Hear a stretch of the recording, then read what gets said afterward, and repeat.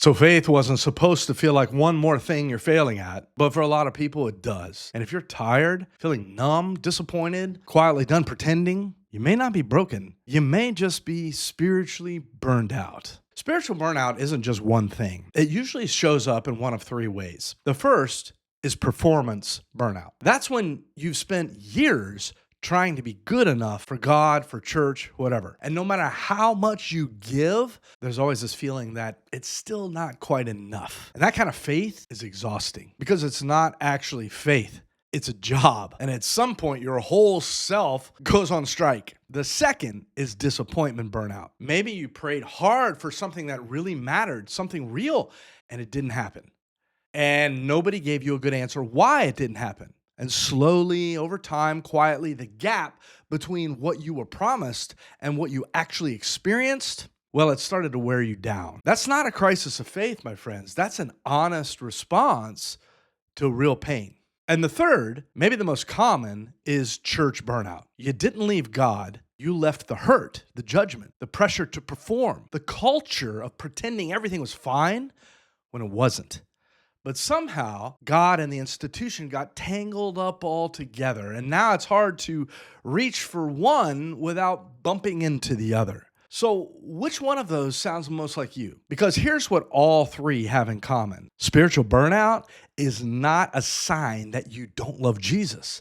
It's not proof that something is spiritually wrong with you. It's not God pulling away from you, and it's certainly not punishment of some sort. Listen, it's what happens when you've been carrying something that was never meant for you to carry. And a lot of us were handed some very heavy, very confusing ideas about God. That his love was somehow conditional on our behavior, that our worth depended on how well we followed the rules, that doubt was dangerous, that questions were a sign of a weak faith, that if you just tried harder, believed more, then you'd finally feel something and you would have the breakthrough. And when you build your spiritual life on that foundation, my friends, burnout isn't just possible, it's inevitable.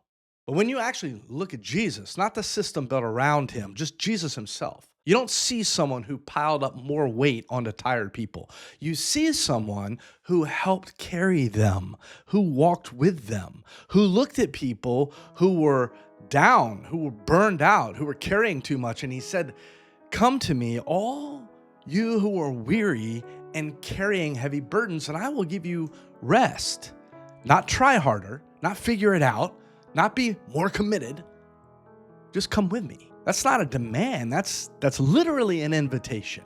And here's what I want you to hold on to today. You can be completely burned out on the system and still be deeply loved by Jesus. Those two things can be true at the same time. What you walked away from may never have been him to begin with. So what do you actually do with spiritual burnout? My friends, I'm not going to try to tell you to go back to church.